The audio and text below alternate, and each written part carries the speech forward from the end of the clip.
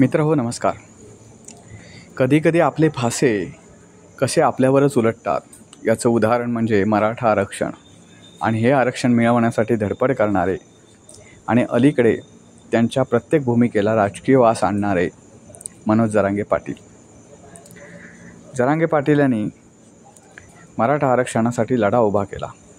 सुरुवातीला हा लढा आरक्षणाच्या मागणीसाठी होता. नंतर त्यांच्या आरक्षणाच्या मागणीला राजकीय वास येऊ लागला. आरक्षण अमुक एका कोट्यातूनच पाहिजे वगैरे वगैरे अशा विविध मागण्या त्यांच्या विस्तारत गेल्या आणि त्या मागण्या एवढ्या विस्तारल्या ज्या घटनेविरोधात आहेत, ज्या संविधानाला बहुजन समाज पूजतो त्या समाजातलाच एक घटक असलेल्या मराठा समाजाने या मागण्या ज्या केल्या होत्या त्या घटनेच्या विरोधी होत्या. तरीसुद्धा त्या मागण्या पूर्ण करण्याचा फसवे GR काढण्याचा प्रयत्न भाजप सरकारने वगैरे केला आणि प्रत्येक वेळी जरांगेंना उघडं पाडलं. माणसानं का शिकावं याचं उत्तर फक्त नोकरी मिळवणे असं नसून त्यामुळे आपल्याला अक्कल येते, बुद्धी येते. आपण कुठेही वावरत नसलो, सामाजिक जीवनामध्ये वावरत नसलो तरीसुद्धा आपली बुद्धी, आकलन क्षमता ही हळूहळू वाढत जाते. त्याच्यासाठी शिक्षण पाहिजे. डॉक्टर बाबासाहेब आंबेडकरांनी शिका, संघटित व्हा आणि संघर्ष करा ही जी काही शिकवण दिली होती ती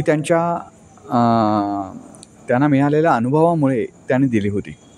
पण ही शिकवण आचरणात न आणता आपणाला आरक्षण पाहिजे अशी मागणी रेटणारे मनोज जरांगे पाटील यांच्याभोवती आता ते मुंबईतील त्यांनी आंदोलन संपवलं.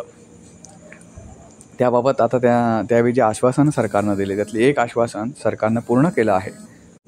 या मराठा आंदोलनात जवळपास 250च्या आसपास आंदोलकांनी मृत्यूला कवटाळलं होतं. काही जणांनी त्यातील आत्महत्या केल्या होत्या. त्या सर्वांना भरपाई देण्याचं, मदत करण्याचं आश्वासन शासनानं दिलं होतं. ते आश्वासन पाळलेलं आहे.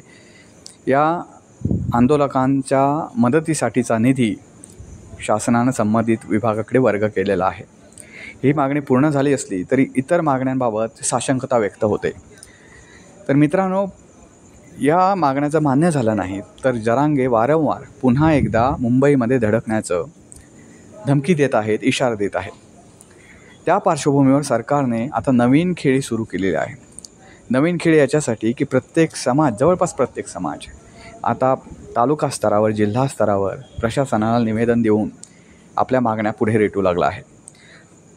त्यातील OBC समाज म्हणण्यापेक्षा OBC प्रवर्ग हा तर पूर्वीपेक्षा अधिक आक्रमक झालेला यावेळी दिसतो आहे.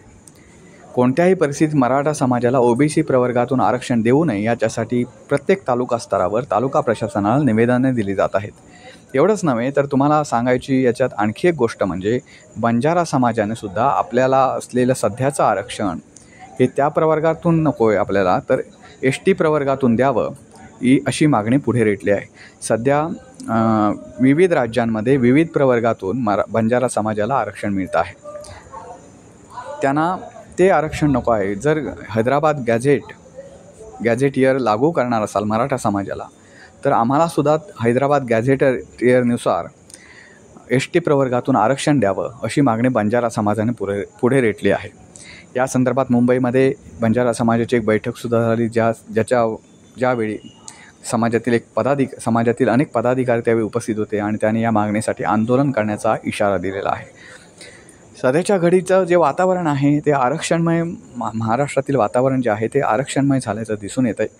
त्यामुळे पुढच्या काही दिवसात मनोज जरांगे पाटील यांच्या ह्या खऱ्या आता आपण वरवर जर दिसलं की या सर्व ज्या गोष्टी आहेत त्या सरकारच्या मार्गात काटेरी अडथळे निर्माण करणारे आहेत असं जरी वरवर दिसलं असलं तरी हे प्रत्यक्ष काटे सरकारच्या पायवाटेला नाही आहेत, तर ते काटे जरांगे यांच्या पायवाटेवर पेरण्यात आलेले आहेत. मनोज जरांगे पाटील ज्यावेळी मुंबईमध्ये धडकतील पुन्हा एका नवीन मागण्यासाठी किंवा ज्या मागण्या मान्य झाल्या पण त्या अस्तित्वात आल्या नाहीत, अंमलबजावणीत फसल्या, अशा जर काही गोष्टी झाल्या तर जरांगे मुंबईत जाण्याचा पुन्हा प्लॅन करतील. त्यावेळी हे सर्व घटक मुंबईमध्ये धडकण्याची शक्यता आहे. त्यामुळे सध्या आपल्या वरवर जरी बातम्यांमध्ये तुम्हाला दिसलं की सरकारची डोकेदुखी वाढली आहे तर सरकारला आनंदाच्या उकळ्या फुटत आहेत. कारण त्यांनी लावलेली फिल्डिंग हळूहळू जरांगे यांच्याभोवती पाश आवळणारी ठरणार आहे. मित्रांनो, मनोज जरांगे पाटील यांनी मराठा आरक्षणाची मागणी जरूर रेटली. मराठा आरक्षण सुरूसुद्धा झालेलं आहे असं सरकारनं सांगितलेलं आहे. पण तरीसुद्धा मनोज जरांगे पाटील यांची मागणी आहे OBC प्रवर्गातूनच आरक्षण हवं.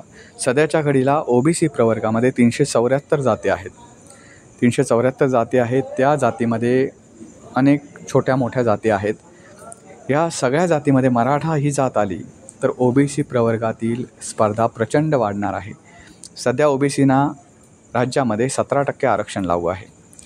हे 17% आरक्षण कोणाकोणाला पूर्ण म्हणजे 100 नोकऱ्या असतील तर त्यातल्या 17 नोकऱ्या ह्या OBCना मिळतात.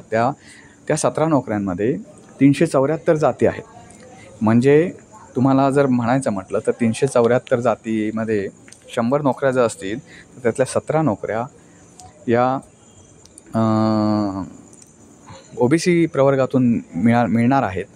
आणि त्या 17 नोकऱ्या OBC प्रवर्गातून जर मिळाल्या तर त्या 374 जातींमधून 17 जणांना या नोकऱ्या मिळणार आहेत. आता काही जण म्हणते की आपण खुल्या प्रवर्गावर पण आपला हक्क आहे, तिथेही आपण अधिकार गाजवू शकतो. पण खुल्या प्रवर्गामधून जर तुम्हाला अर्ज करायचा असेल तर तुम्ही यापूर्वी कोणत्याही सर्वोच्च न्यायालयाने जो निर्णय दिलेला आहे त्याच्यानुसार मी तुम्हाला सांगतो, त्याच्या अधीन राहून तुम्हाला सांगतो आहे की तुम्हाला जर खुल्या प्रवर्गातून एखाद्या गोष्टीचा लाभ घ्यायचा असेल तर त्यापूर्वी तुम्ही कोणत्याही गोष्टीमध्ये आरक्षणाचा लाभ घेतला नसला पाहिजे, तरच तुम्हाला खुल्या प्रवर्गातून आरक्षणाचा लाभ घेता येतो. पूर्वीच्या काळात खुला प्रवर्ग हा आवजाव घर तुम्हारा असं होतं, प्रत्येकजण त्याच्यातून लाभ घेत होता. पण सर्वोच्च न्यायालयाने स्पष्ट केलं आहे की जर एखाद्या व्यक्तीनं कधीसुद्धा आरक्षणाचा लाभ घेतला नसेल त्यांच्या प्रवर्गातील तर तो खुल्या प्रवर्गातून म्हणजे तो कुठल्याही गटातील असो, बौद्ध असो, OBC असो, अनुसूचित जाती जमाती असो, इथल्या एखाद्या उमेदवारानं कोणत्याही आरक्षणाचा लाभ त्याने आयुष्यात कधी घेतला नसेल तर अशी व्यक्ती खुल्या प्रवर्गातून सुद्धा अर्ज भरू शकते किंवा खुल्या प्रवर्गातून परीक्षा देऊ शकते. खुल्या प्रवर्गातून ज्या काही गोष्टी असतील ओपन जागा त्याच्यातून ॲप्लाय करू शकते. पण हे कधी जर त्याने कोणत्याही पद्धतीचा आरक्षणाचा लाभ घेतला नसेल तर. यापूर्वीचं असं होतं, हे सर्वोच्च न्यायालयाने स्पष्ट केलेलं आहे. त्यामुळे भविष्यात खुल्या प्रवर्गासाठी सुद्धा एक प्रकारे आरक्षण लागू होणार आहे. आणि त्याच्यात फक्त पूर्णतः आरक्षण खुल्या प्रवर्गाला मिळणार नाही, ते याच्यासाठी की जर एखाद्या अनुसूचित जाती जमातीतल्या व्यक्तीनं ST, ST, NT मधून एखाद्या व्यक्तीनं जर आरक्षणाचा लाभ घेतला नसेल तर तो खुल्या प्रवर्गात येऊ शकतो. म्हणजे असं काही नाही की खुल्या प्रवर्गातील लोक राहतील तरच तो लाभ घेऊ शकतो, असं सर्वोच्च न्यायालयाचा निर्णय आहे. त्यामुळे आरक्षणाचा मुद्दा हा पाहिजे तितका आपल्याला वाटतो तितका नक्कीच सोपा नाही. आणि महत्त्वाचं म्हणजे ज्यांना आरक्षण हवं आपल्याला पुढे जाण्यासाठी असं वाटतं आहे त्यांच्यासाठी आरक्षण हा पोरकेळ झालेला आहे. मित्रांनो, लक्षात ठेवा, सध्या अनेक समाज त्यांच्या मागण्या रेटतात, आम्हाला आरक्षण हवं याच्यासाठी. त्यांना आरक्षण उद्या मिळेल. उद्या 100% आरक्षण जर देशभरात लागू झालं, प्रत्येकाला जातचे जनगणना झाली आणि आपण हे होणं शक्य नाही हे सोडून द्या. पण आपण एक धरून चालू की जातीय ह्याच्यानुसार लोकसंख्येनुसार प्रत्येक समाजाला आरक्षण त्यांच्या लोकसंख्येनुसार जर लागू झालं, असं 100% आरक्षण लागू झालं तर तुमच्यासाठी नोकऱ्याच कुठे आहेत?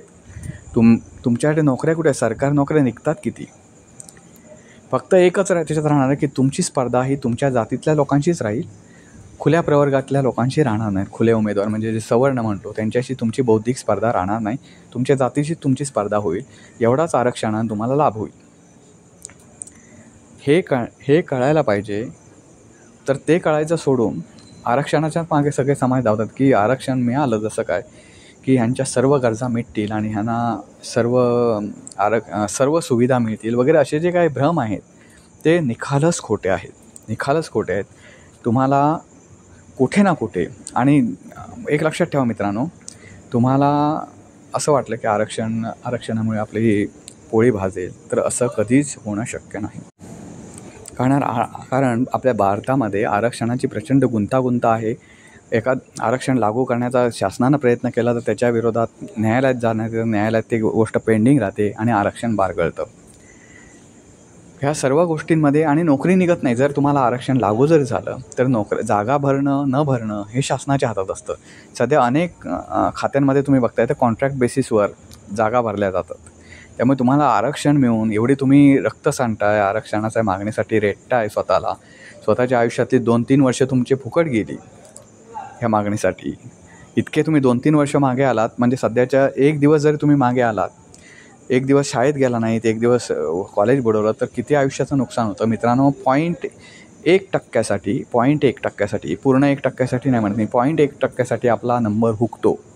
हे तुम्हाला इतकी स्पर्धा प्रचंड आहे आणि इतक्या स्पर्धेमध्ये असतानासुद्धा तुम्ही एवढे हराकिरी करताय की आरक्षणाच्या मागणीसाठी. त्यापेक्षा स्वतःच्या बौद्धिक लेवल वाढवून स्वतः प्रयत्न करून पुढे जा.